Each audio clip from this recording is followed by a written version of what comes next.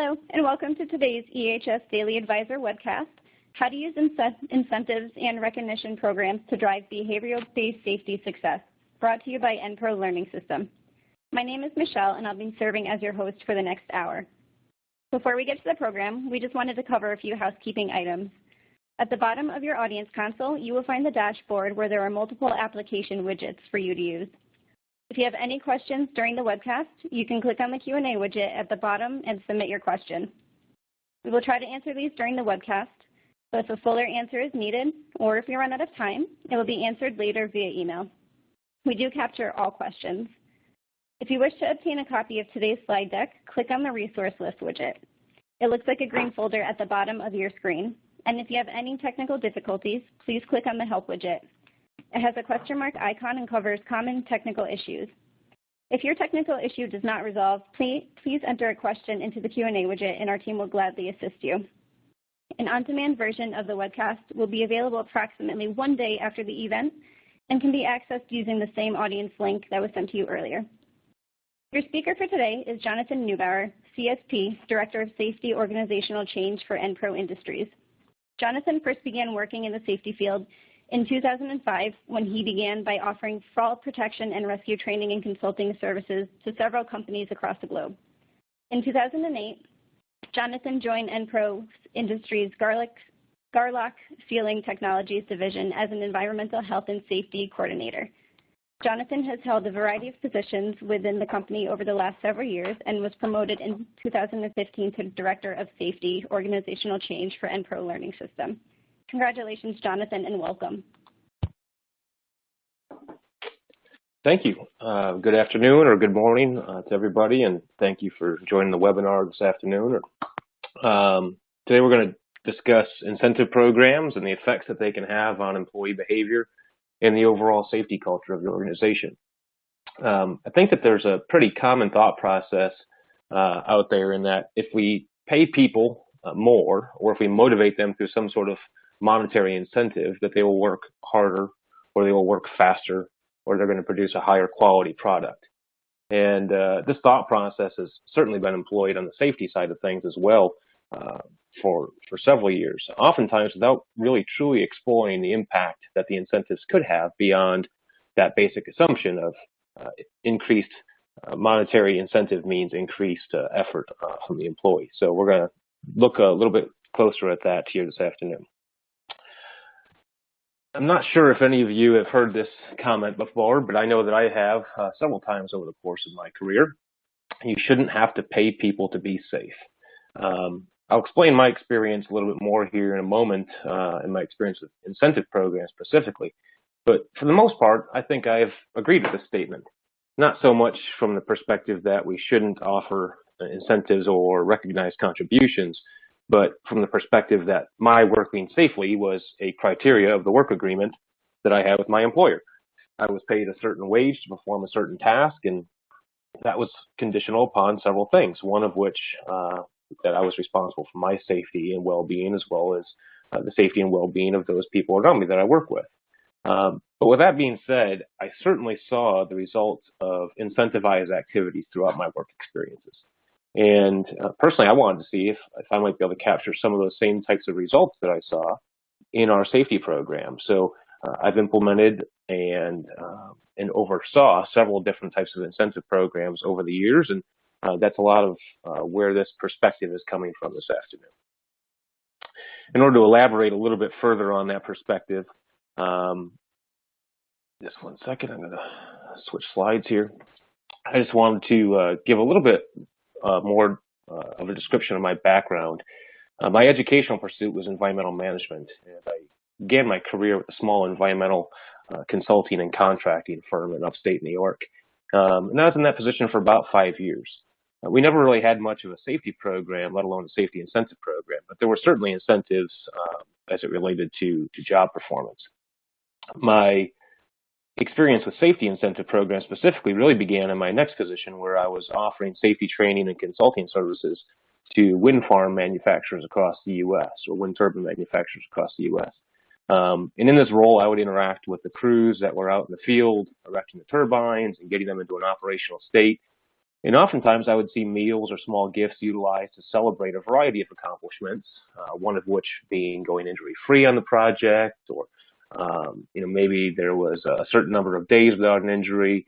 Usually it was an entire project that went successfully without an injury, or at a minimum, they achieved a medical treatment rate of some designation, whatever they came up with, oftentimes around that 1.0 injury rate mark. And while everyone seemed genuinely appreciative of these events and they felt good about receiving the incentive, we didn't always spend a whole lot of time talking about why we were there, getting the meal or getting the gift. But all in all, it was a fairly positive experience. I did learn one valuable lesson in this job as well, and that was really more geared around gifts that were handed out for safety performance. So on one specific project, the site had gone injury-free, and as a way to say thank you, some inscribed pocket knives were handed out. And some of you might be able to already see where this is going, but this crew largely stayed intact from project to project, and what do you suppose happened on our next construction project? And that was an increase in hand lacerations.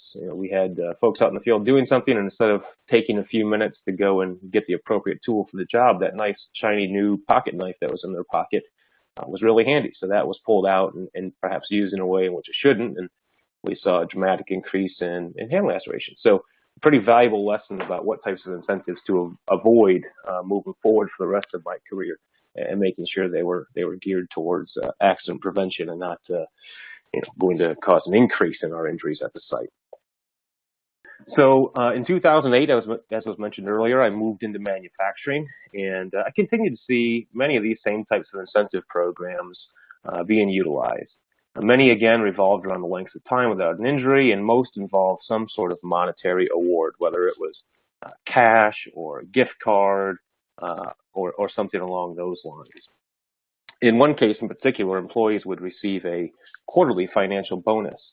If they went one quarter injury-free, the bonus was $50 per person. The next quarter, the incentive jumped to $100, and the quarter after that to $150, and the quarter after that to $200. So in theory, your first year, each employee could earn a $500 bonus for the entire department going injury-free.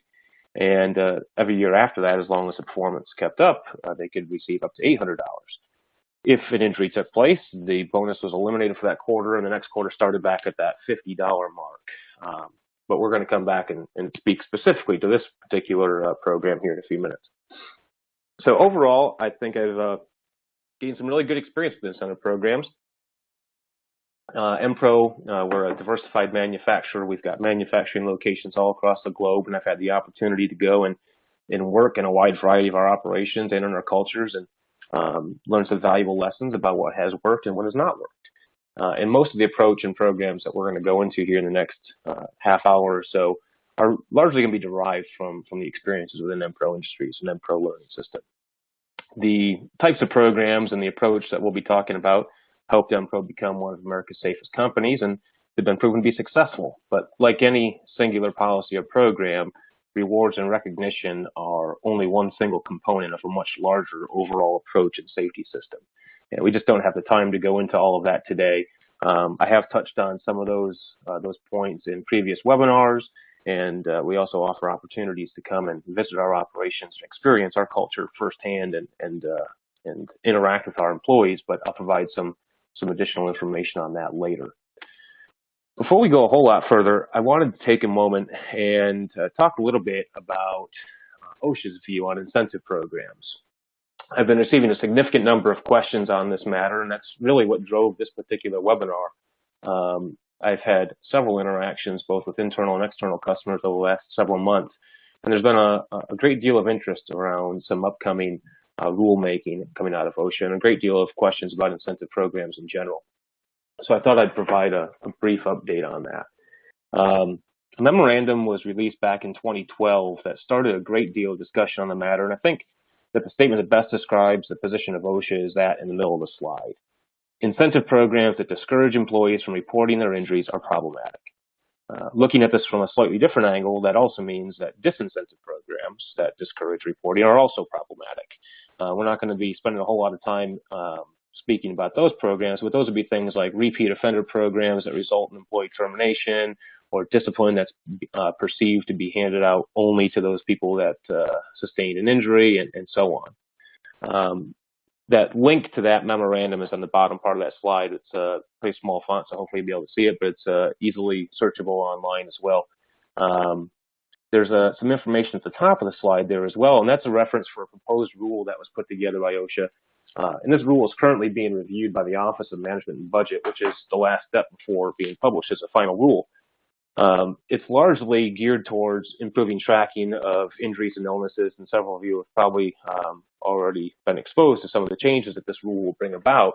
But there is certainly a focus on incentive programs as part of this rule. And it's anticipated that any program that encourages underreporting could result in an enforcement action after this rule is imposed.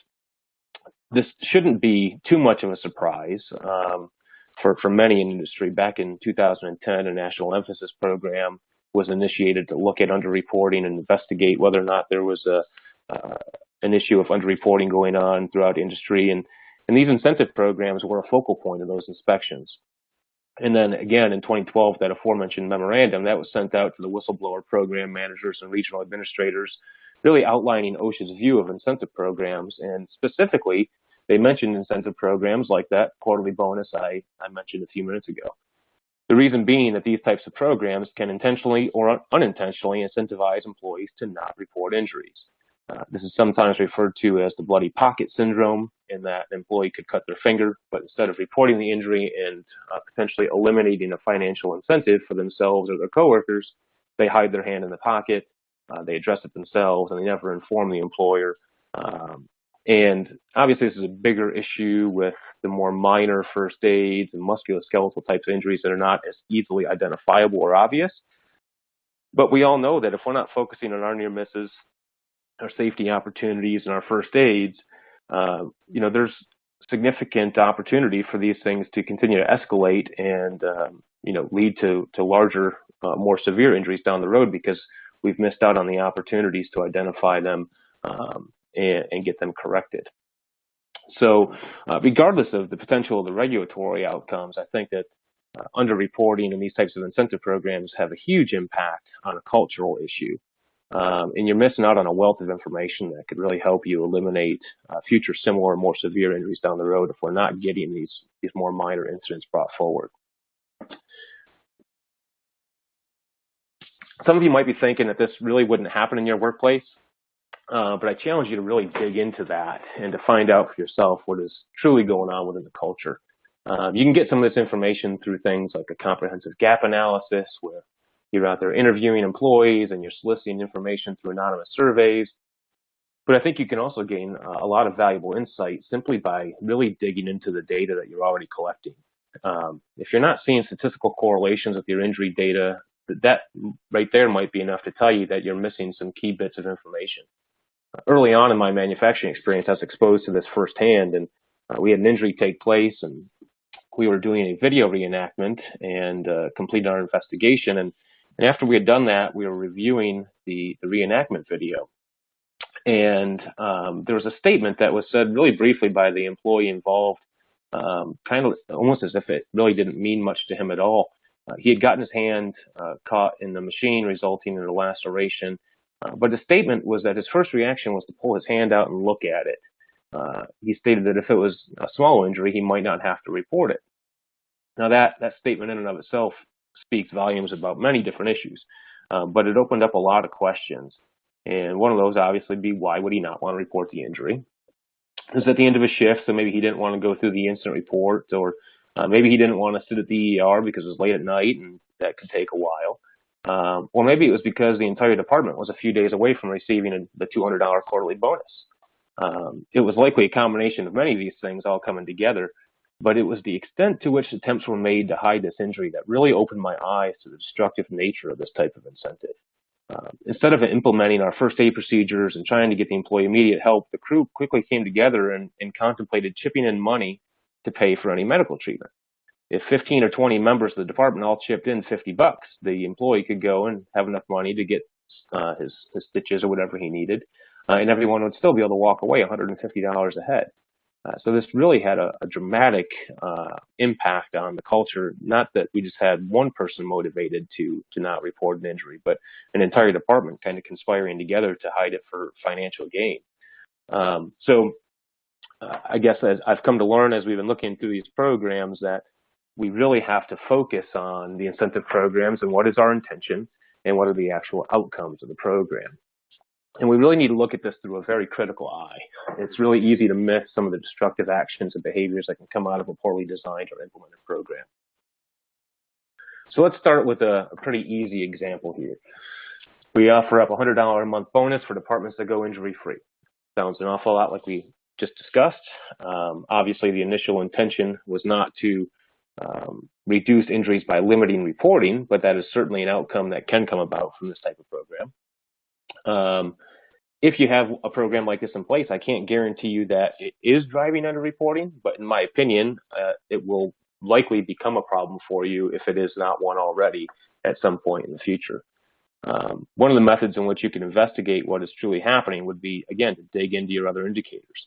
Are you having a high rate of first aids, but few minor medical treatment cases? Are you only having the severe significant injuries? So that could be because these minor types of incidents are being hidden from view and you only see the significant injuries that cannot be hidden. In the event of the severe injuries or fatalities, we often only have a few precursor events that take place that would enable us to learn what was likely to happen and to correct it before something catastrophic takes place. So even if you have an active near-miss program in place, your incentive program can still be undermining your ability to be successful and protect the workforce in this way. What about the rate at which safety opportunities or near misses or behavioral observations are reported?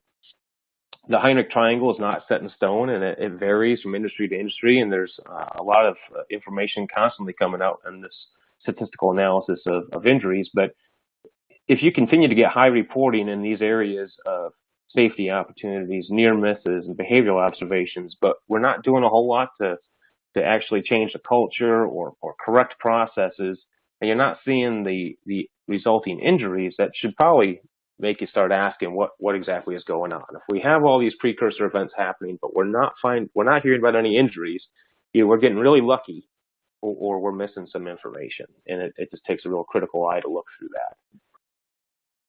So here's another example that we can walk through quick.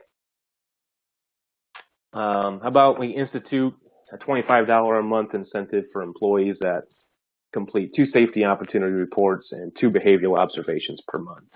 We're incentivizing some proactive work.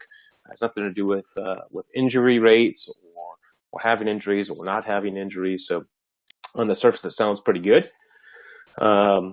So obviously, our goal here would be to be increasing the reporting and increasing the hazard recognition through safety opportunity reporting, as well as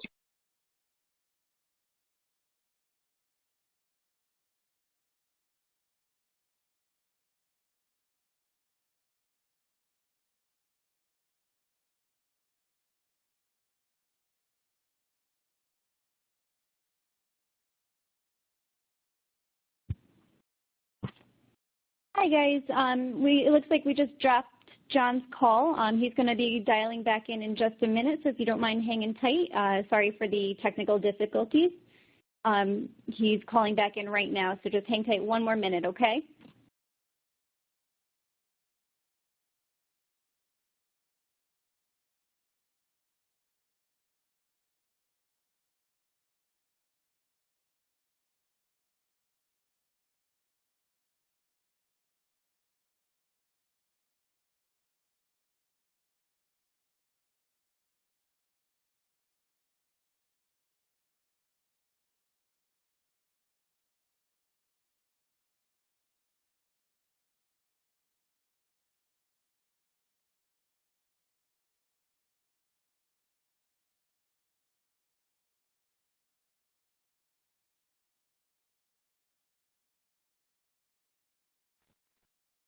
Okay, am I back now?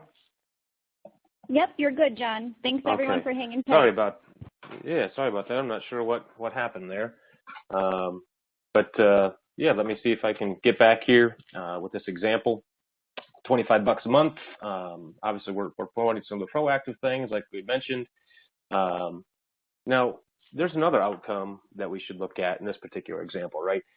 First of all, I've never instituted a program simply to collect a bunch of information. That information had to be of high quality, and it had to allow me to understand the situation and act on the data. So in this particular case, I would want to make sure that the intention of my incentive isn't to just increase the number of reports, but it's actually driving the outcome of getting high quality behavioral observations done and safety opportunities brought forth. And we're not just simply motivating a check the box type of culture when it comes to these proactive efforts. There's another type of downfall with this incentive as well. What if in addition to that $25 a month incentive, you offered up maybe $500 a year for perfect attendance, or maybe some high production related bonuses? What message are we now sending, not only about our safety incentive, but the culture as a whole? How much does the business really truly value safety if they reward me as a worker more for attendance and production? Now, one point of emphasis that I would like to really make is on production bonuses. And again, going back to intention versus outcome, I can't help but focus on the potential behavioral outcome that can be promoted through many forms of production bonuses. The incentive by design promotes working faster and producing more. And while this can yield positive results on output, it can have a significant negative influence on your safety program. First of all, we would be rewarding people working at a very fast pace, and failure to keep a safe pace at work can put ourselves or others in a hazardous condition and lead to an injury. Secondly, even after these programs are removed, the behavioral conditioning can remain. I've witnessed this firsthand, and I think that it is likely due to the fact that once we've reached a certain pace of production, any decrease, even if we've taken away the incentives and all that stuff, any decrease in that pace is viewed as a negative, and that people are not doing the best that they can, despite the reduction in risk and perhaps working in a more safe manner. So these production bonuses can really foster a lot of problems, in my opinion. But one key thing to look at, I'm not saying do away with all of your incentives. There certainly is a time and a place for them, and we'll talk about that some more. But I would just make sure that we're looking at it again through a critical eye. If we're giving you twice as much for attendance or production as we are for your safety contributions, we're sending a message to the workforce, whether that's intentional or not. And it's something that's very visible and easy to identify from their perspective. So there's a study here referenced on the slide, and I thought it was a good study to kind of help back up this thought process. And in this study, what they did is they incentivized high school students that were going door to door collecting donations. And they offered up a small incentive to help try and drive an increased effort on the part of the students. But after the incentive was offered, the amount collected in donations actually decreased over previous years. The amount being offered as an incentive created a perception of what their effort was actually worth. Before a price was put on that level of effort, the students were intrinsically motivated to go out and collect donations, and this was also viewed favorably by the community and the school. But once the extrinsic motivator was introduced, it indicated to the students that their efforts really weren't all that important, because the school and community were only willing to invest a small amount in their level of effort. And then on top of the issues that I just discussed, now the willingness of the students to go out and increase their level of efforts were directly correlated with earning higher payments or incentives. So in other words, the school would have to pay more than what they originally offered simply to get back to the level of performance that they were getting before any incentive came into play. And I just thought that to be a really worthwhile example for this type of conversation. Whether it's a safety incentive or not, we need to make sure that again, the outcome is what we want it to be, and simply by offering money does not always mean that people are going to work harder at a certain thing just to achieve that monetary award. It can have the exact opposite effect. In kind of the opposite manner, a high incentive can also discourage people. And take this example, for instance, in which we had companies coming in looking to put a nuclear waste site into a neighborhood. And as a way to help, soften the view from the neighborhood, they decided to offer a large financial incentive for the homeowners in the area. And that high incentive sent a signal to the community that there's significant risk associated with this coming in. And therefore, there was actually a reduction in willingness to accept the plant as compared to when there was no incentive at all. So again, the fact that we just simply offered an incentive, in this case, a really high amount, it still had the opposite impact. We ended up pushing people away versus kind of bringing them into the thought process as in this case. So I'm sure many of you guys can relate to this type of situation, and where we have a higher rate of pay or an incentive for hazardous jobs, but I also look at this from another perspective. The high incentive could indicate a great deal of effort to achieve the goal. For example, a business could raffle off a brand new pickup truck if a site goes injury-free. That is one heck of an incentive, right? You get a brand new $50,000 truck. It may work for some as an incentive, but it could also backfire and drive all sorts of problems, from underreporting to turning people off completely to the safety program. First off, that one truck could be extremely hard to win depending on the size of your facility. So simply from a percentages perspective, why should I bother trying and putting in the effort to achieve the incentive if my chance of winning it is so low? And then there's also the other side of it, in that if the company has to offer up this brand new expensive shiny pickup truck, that can also indicate that it's really, really difficult to achieve zero injuries, and people can actually get discouraged right from the onset. Believe it or not, this is actually an incentive program that I heard about early on in my manufacturing days. They actually did offer up a pickup truck every year. It was raffled off from the folks that went injury-free. It was long gone by the time I interacted with this particular site, but I did find it interesting that this example was actually put in place years and years ago. It's one of those stories that's still shared by some of the longer tenured employees there at the site. So I guess we're kind of back to the beginning of where we started the webinar. Maybe the question isn't, should we have to pay incentives for people to work safely? Maybe the question is, should we incentivize people for safety at all? But in order to answer that question, I think we need to look at a couple of other things and really do some diving into what motivates us as people. And one concept stuck with me from a recent conversation that I had. And the person I was having the conversation with, they communicated that there's three basic ways that we're motivated. The first is that of an extrinsic motivator. This could be financial, like we've already talked about, or this could come through as a form of external recognition. The second way would be through an intrinsic reward. What am I getting out of this personally? Do I enjoy doing this activity? Does it give me a sense of meaning, a sense of belonging, a sense of progress or personal development? And then the last motivator is that we as people care about how we're viewed by others, especially if we are in a culture or community that we value and that we care about. We care about how we're viewed by the other people within that community or culture. And we'll be motivated to do the things that are viewed favorably by that community or culture. So I wanted to take a few minutes to kind of look at each one of these motivators individually and some things that we can do to help come at folks from all three of these different angles to help motivate them to be involved in a safety program. So we'll begin with the extrinsic motivators. And I've changed my views slightly over the years, but I still believe that additional monetary incentives do not need to be part of a successful safety system. But recognition and celebration most certainly do. I do not simply mean buying everybody lunch and saying a collective good job. This chart illustrates the way that we view recognition programs, and the most effective and forward-thinking, in my opinion, are those that impact the individual and focus on the proactive efforts and initiatives. Celebrating as a team or a department or a plant can be effective as well, but in my experience, nothing impacted my performance more than an authentic and meaningful form of individual recognition, whether that be my peers recognizing my contributions through an MVP EHS professional award or a simple thank you note for something I did.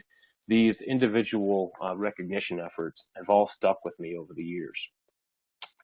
And I hope that I'm not coming across as though all financial incentives are harmful and that they should be eliminated. Some of these programs can be very effective, especially in getting initial involvement or progress. And I know that some of you have likely had positive experiences with them. I simply encourage you to look at those programs from a different perspective and really evaluate the entire impact that the program is having.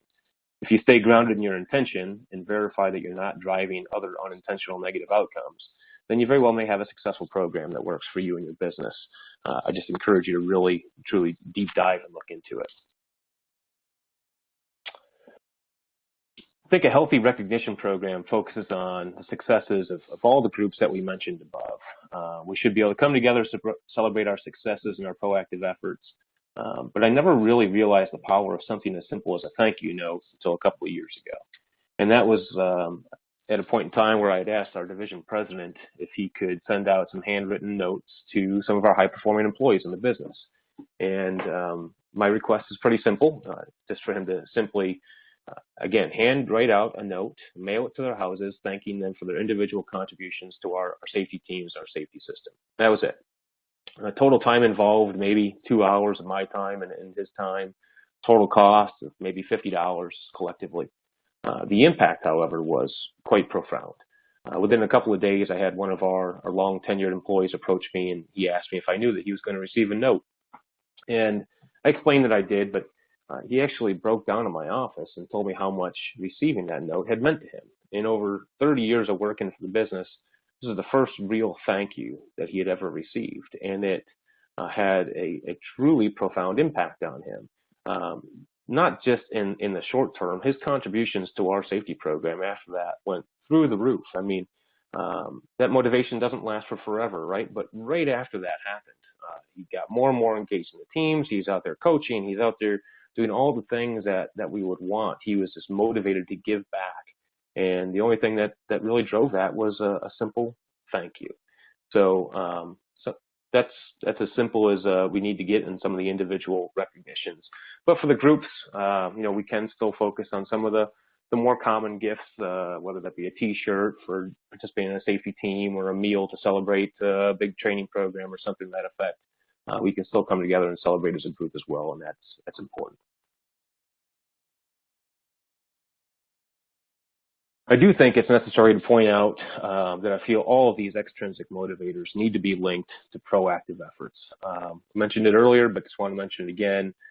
We should celebrate safety improvements, or the fact that all of our employees are involved in safety action teams, or that we observed a high-quality safety coaching moment, or that we're performing more high-quality training than ever before. If the incentive is tied to injuries or the lack thereof, that signals to the workforce that our intent is to reduce injuries, not necessarily create a safer work environment with a strong, high-performing safety culture. So really try to focus on the proactive or leading metrics. Again, this might vary business to business, but trying to focus on the things that we're able to do and not focus at all on the outcome, the injury side of things. I think you'll have better success with your incentive programs. We're driving it for all the right reasons. We're driving all the right behaviors, all the right actions. The result of that will be the reduction in injuries. We don't have to incentivize that in particular. We have to incentivize the proactive efforts. The intrinsic motivators are a little bit more difficult for us to influence, but I do believe that it can be done. Within our business, we utilize a tool that we call Safety MyVoice. We'll talk about this a little bit more in a minute, but we use this to really try to tap into the deep internal feelings and thoughts of each individual as it pertains to safety. We can also tap into the already present intrinsic motivators that people have. And the people that you have coming to work at your business each and every day are not limited in their skill set or their passion to what it is that they currently do for you. Each and every one of them has a potential above and beyond what we're currently utilizing as a business, and we rarely tap into that potential. Creating an environment where you can identify these passions, bring these opportunities forward, and release that potential can yield extraordinary results. And an example of this might be, let's say you have a frontline employee that their passion was really to become a teacher. But circumstances, whatever they may have been, brought them into a frontline manufacturing position. Maybe they couldn't afford to go to school. Maybe they have a family and couldn't take the time off to go and receive the education. So they're there, they're working a job, but their true passion clearly lies elsewhere. If we were able to get that information brought forward and tap into that passion and potential, we're helping that person create an opportunity to develop themselves towards this end result that they want to achieve. We can put them in a position to help create lesson plans and develop a training syllabus and put together the entire training program and deliver it to the employees and really tap into the skills that they would need to have as a teacher and help them develop into their future desired role while they're here with us. And what we're going to have come out of that is an individual that's purely motivated to come in and help see through something that they helped create. And it's really on-the-job training for their true calling in life. And if you're able to tap into that potential, even if they end up leaving the business and going on and getting that teaching job, for that period of time that you have them in that role, they're just going to knock it out of the park because it's truly what they want to be spending their time doing. And we might miss out on those opportunities otherwise. So trying to find a way to identify the motivators that are already there is really important as well. And again, celebrate successes as we get going to continue to drive the motivation out into others.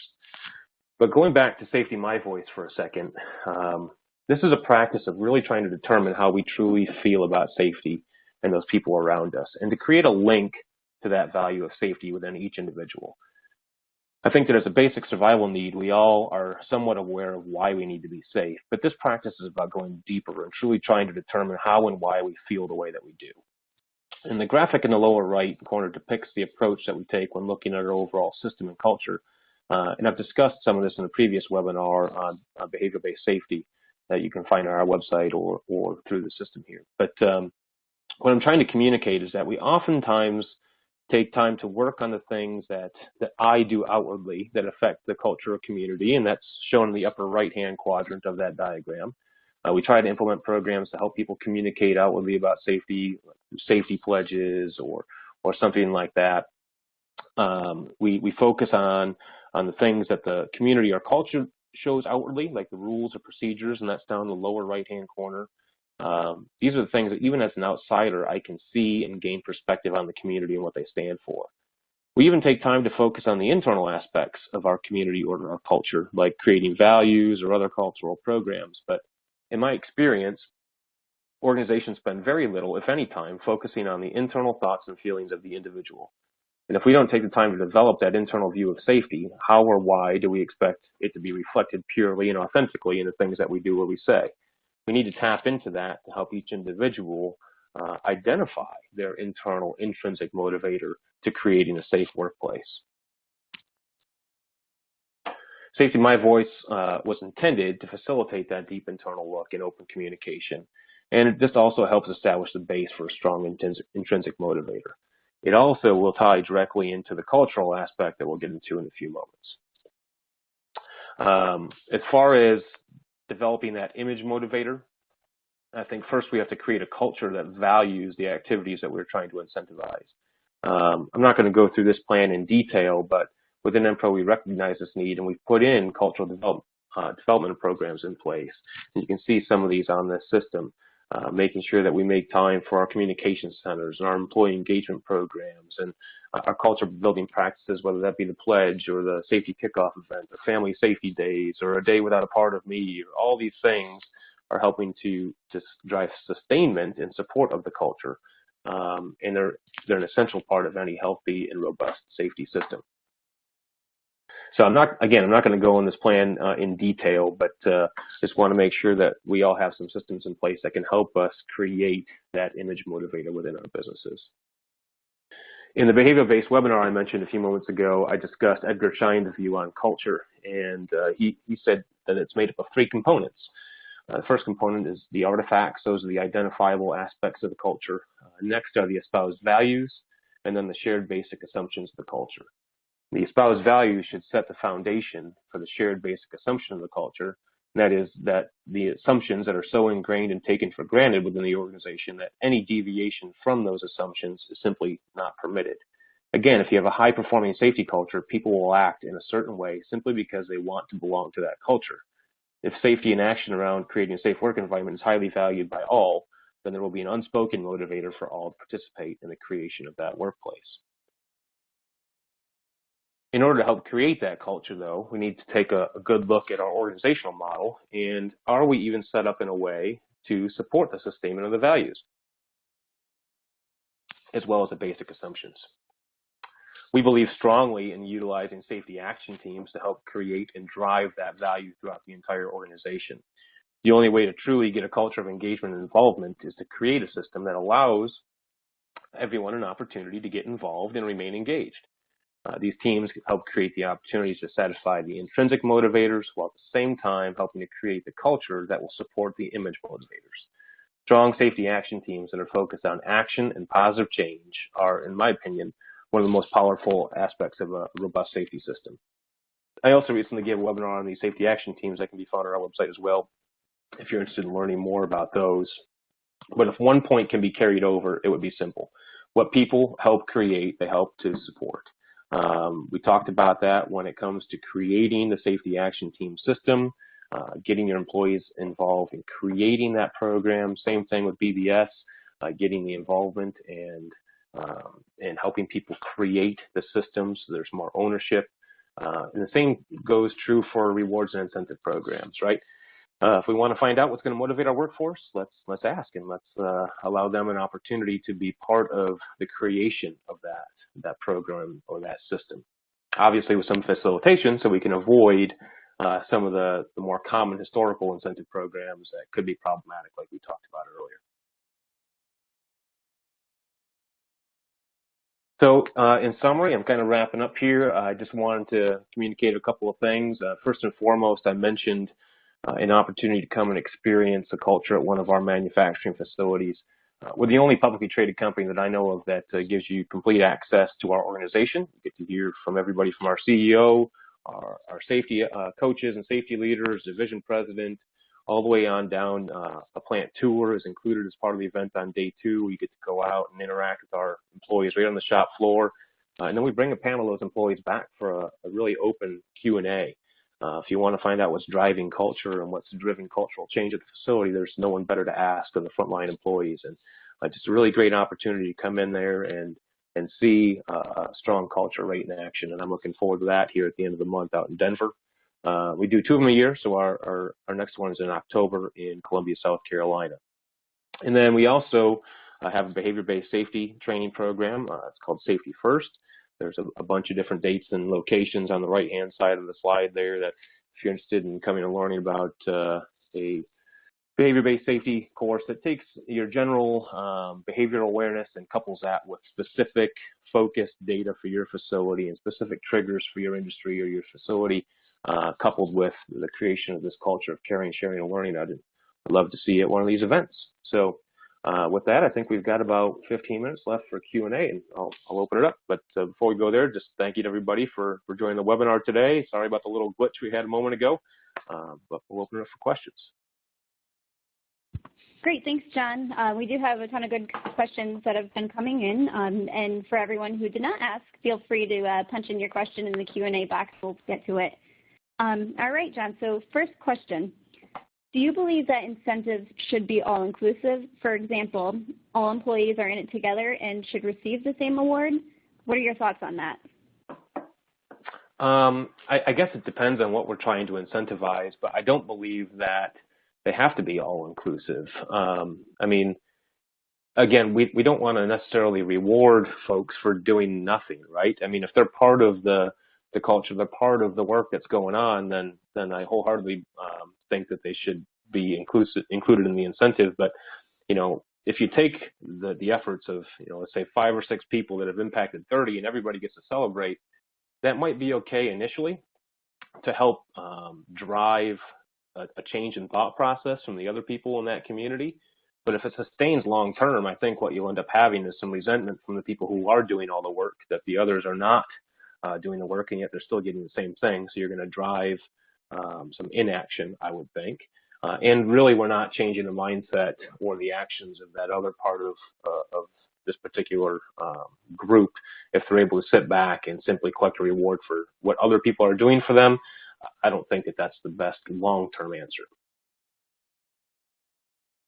Great, thank you. Next question. Does EnPro set targets or quotas for employee behavior observations? That's going to vary a little bit facility to facility. I have seen those done. And, you know, again, kind of going back to the example we used in the webinar, I do think that it can promote a check-the-box type of mentality, which if I have to put 2 in order to meet certain objectives or metrics, then I'm going to put 2 in. It doesn't mean they're going to be 2 quality items that I put in. And so I guess it really depends on where you're at from a cultural perspective. I can see it being something that you want to do. One of the things that we do encourage is we want everybody to be able to identify a safety opportunity or near miss that took place in their life. And some of our plants, well, you're expected to every week come forward with one of these opportunities. Now, it doesn't have to solely be limited to your interactions at work. It could be a near miss you experienced on your way into work. But the intention is to get people to increase their level of awareness and to start talking about these issues. And the outcome is that our stand-up meetings on Fridays, we have a long event where people are sharing these near misses and communicating and talking about safety and all these different aspects of their life. So yes, there's a quota, if you will. You're expected to bring one in. If you don't, there's no impact on you from an employment perspective or disciplinary perspective, but the community there, your coworkers are going to hold you accountable. They're going to want to know why you came unprepared. Even if I, as a visitor, go to that site next week and Friday morning, if I'm at that site, I better come prepared with something to talk about. So I guess kind of an informal quota, but again, I would look at it from what exactly is your intention. If you put a program like that in place for too long, you may very well drive a check-the-box type of culture. So you really have to keep your thumb on that process and figure out if it's doing exactly what you want it to do or if it's just becoming part of the problem. Perfect, thank you. Next question. I found that one of our divisions brings up incentives and accidents and injuries of employees in their performance reviews and allows those incidents to negatively affect the raise that the employees can receive. Do you have any experience with this? Yeah, I guess I'm not sure it's mentioned in the question, but this says bring it up for the employees. So I'm assuming that's all employees. Because I've seen these types of things definitely tied to manager levels, director levels, VPs, and presidents, where if you can't maintain a safe work environment, that your performance is evaluated on that. But for the frontline employee, if you have the opportunity to miss out on a bonus because you had an accident, I think that would go right back to that statement I had on the slide about OSHA. I'm just going to pull it up here quick if I can. Does it have the ability to discourage employees from reporting their injuries? And I would say yes. And so I guess from a regulatory perspective, that could potentially be an issue, but also from a cultural perspective, if I can't help but say I would be motivated to hide an injury because I want a cost of living pay increase or whatever it is. If you think that could be going on, then it's problematic. And my assumption would be that it probably is driving underreporting in some way, shape, or form. You don't go into all the metrics that you measure in your question here, so I don't know all of those, but I can definitely see it being a bit of an issue. Great, thank you. What if the employees won't say what incentives they would like to see? Do you have anything to say on that? Yeah, there's times where it's just really hard to get information out of folks, and so I think we just need to continue to come back at it over and over again. But I've also just looked at the other areas of our business, and every department that's out there has pretty much utilized incentives in some way, shape, or form. So for quality, what types of incentives do I see? Is it meals? Is it T-shirts? Is it gift cards? What are people getting engaged in? And I try to figure out why. And sometimes that'll tell me something about the incentives. Sometimes it just tells me about where their passions lie. But I think there's valuable information to be gathered from all of those things. And at the end of the day, just trying a whole bunch of different things can really pay off. Again, I think heavy focus should be on the recognition side of things because I believe that actually carries more weight than a $20 gift card or $50 gift card or a meal that we have for 20 minutes together, once a quarter.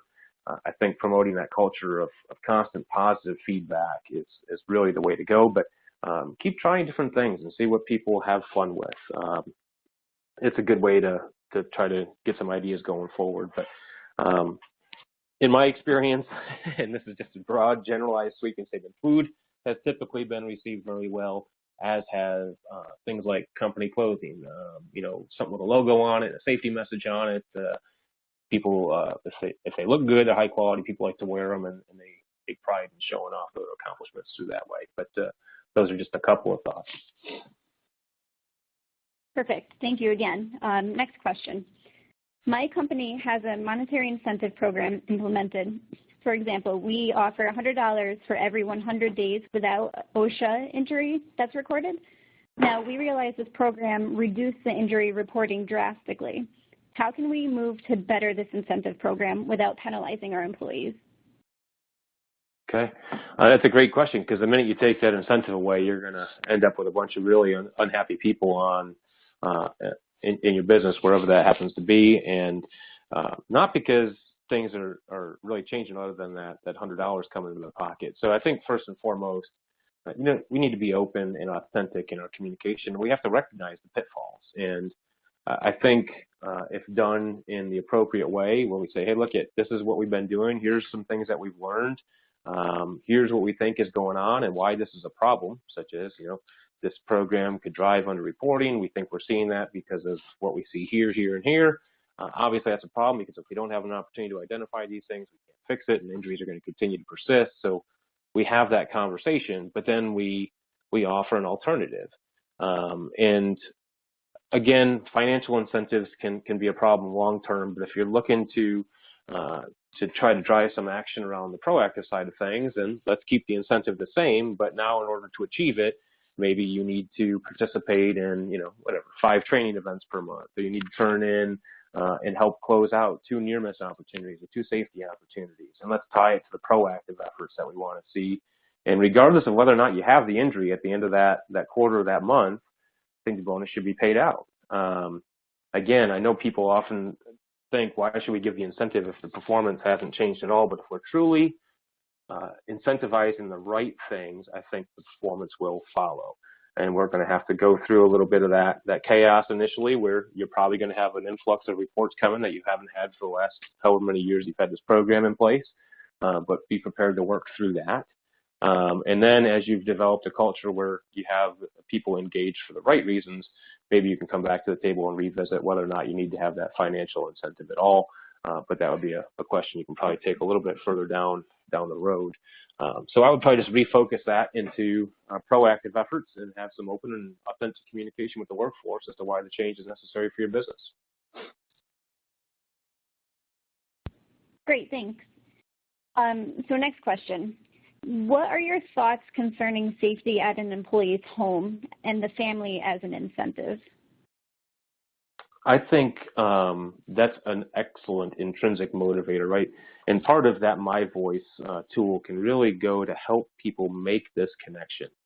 I truly care about safety because I want to go home to my wife and my kids every day and do the things I love to do, and therefore everybody I work with should have that same level of respect and that same level of safety within their workplace. That could be somebody's version of a MyVoice, and if we focus on safety outside of the workplace, I think it does so many positive things for your culture. First and foremost, if any of you have ever heard that you only care about safety because of the workers' comp rates or the OSHA rates, if we spend time talking about people's safety on the road or at home, we help to silence that argument. And no, we're not only concerned about your safety when you walk through our doors to come to work in our business. We're concerned about your safety wherever you are, and we're going to take time to talk about it, and we're going to take time to discuss some near misses that we've experienced, or maybe share best practices, and all that stuff is great. I do think that you can also incentivize people.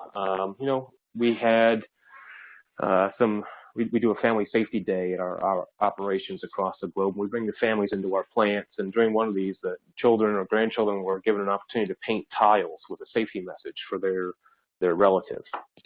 And those tiles were hung up in the plant, and it's kind of a recurring incentive and motivator. Every time somebody walks past that wall and they see that tile that was created by their children or grandchildren or whoever it was, it's another motivator for them to come and work safely and go home safely. And it's really helping to create that strong link to the value. So I think it's great to try to tie things like that in there. If you're going to go home and have a conversation with your family about a fire response plan and emergency evacuations, and you come in with everybody's signature saying you reviewed as a family, that's a great thing to incentivize. And it's also going to encourage employees to come and have those conversations at work as well. I thought that was a great question. Perfect. Thank you so much for the answer. Now, you mentioned near-miss reporting programs. Do you have any guidelines on how to establish one? Yeah, we've. The great thing to talk about And we go more in depth in this sort of thing in our summit, as well as our behavior-based training program and some others, because it really is something that you have to be prepared for. For example, you roll one out telling everybody to bring forward all their safety opportunities or near misses, and the next day you have 1,200 reports. Now how the heck do I fix it all? Because if we don't fix the things that are brought forward, we did absolutely nothing besides negatively impact our culture and turn people off to ever coming back to this conversation down the road. So I think first and foremost, we have to just be strategic in how you roll that out. We need to look at the reporting methodology. Is it easy for employees to report? Is it something that they're going to be able to do when they need to be able to do it without any discouragement because they have to go and find people or sit down and talk about it for an hour? We need to have a system in place to track them, as well as make sure that we've got robust investigations and corrective actions implemented. And then there has to be that follow-up loop where no matter what, we come back to those people that reported it and give them some sort of response. Either, hey, here's what we looked at and the outcome, or here's the improvement. What do you think? Is it working for you? But we need to have that follow-up loop. When I've worked with customers to help them try to implement a program initially, typically I try to focus it on some of our more problematic areas that we already know about. So let's look at our data, and let's say unlabeled chemical containers or something like that would be a common near miss in your business. Well, let's put a blitz on that particular issue, and let's put the cards out there or set up the reporting structure however you want, and let's just do a focused effort on chemical labeling and chemical storage. And therefore, we're going to focus the number of efforts down to a pretty small number, and when they come in, we fix them. And then maybe the next week or the next month, we come out with another blitz, and this time maybe we focus on machine guarding or preventative maintenance issues. And before too long, you're going to have people understanding that this is an everyday process that they can continue to come back in with any particular issue, but at least we facilitate it in a way where the company or where you as managers are able to make sure that we're getting these issues taken care of. Whereas if you just go out with an all for, kind of a free-for-all, you could really end up in a big problem when you have this mountain of to-dos and not enough resources to get those things done. So that's a really long answer to the question. I think I could go on for much longer on that. Be happy to take that conversation offline too if you want to reach out. Great, thanks, John. And we do capture all the questions, so anything that we don't get to today, or if you want to follow up on any of the questions you answered, I can send everything over and we'll definitely follow up with everyone. So it looks like we have time for just one more question for today. Now, do you think it's better to announce your incentive program to the employees so that they're aware of what's going on, or not tell them just to make sure that the reporting doesn't get driven underground? Well, I think if there's a fear of reporting getting driven underground, that we should change the incentive program would be the first response to that. If you think it's going to happen, whether or not we inform people of the program, it's probably going to happen. But I do think that it's good to let people know that we're incentivizing these particular efforts, whatever they may be. Now, when it comes to recognition programs, obviously, we don't put on this big ad campaign saying, oh, you can get a thank you note from the division president if you contribute your efforts. That wouldn't be authentic if we did it that way. These are truly notes that are just sent out, and recognition that's just given out because we feel it's needed. But the incentives, I absolutely think that people need to understand what their efforts will achieve for them, what impact it's going to have on them individually, what impact it's going to have on the department, what impact it's going to have on the overall business. So they know what they need to do and how they need to do it if they want to be a part of it. But again, if you're feeling it's going to drive under-reporting by communicating it, it probably will drive under-reporting even if you don't communicate it, because the minute the rewards start getting handed out, people are going to start making their own, take their own perceptions, their own views on what the program's doing, and you'll probably still see that under-reporting. So I guess that's where I would start looking at it. It's probably changing the program to begin with. Great, perfect. And thank you so much for that great Q&A session and for the presentation. And we just want to thank everyone again for joining us today. Just another reminder that if your question wasn't answered during the live Q&A, we'll be responding to each of your questions via email over the next few days. At the conclusion of this webcast, you will see an exit survey. In an effort to make each of our webcasts beneficial to you, we would appreciate your input. You will also receive an email following the webcast from EHS Daily Advisor that will contain a link to the recording and program materials. EHS Daily Advisor and EnPro Learning System would like to thank you again for joining us today. This concludes our program.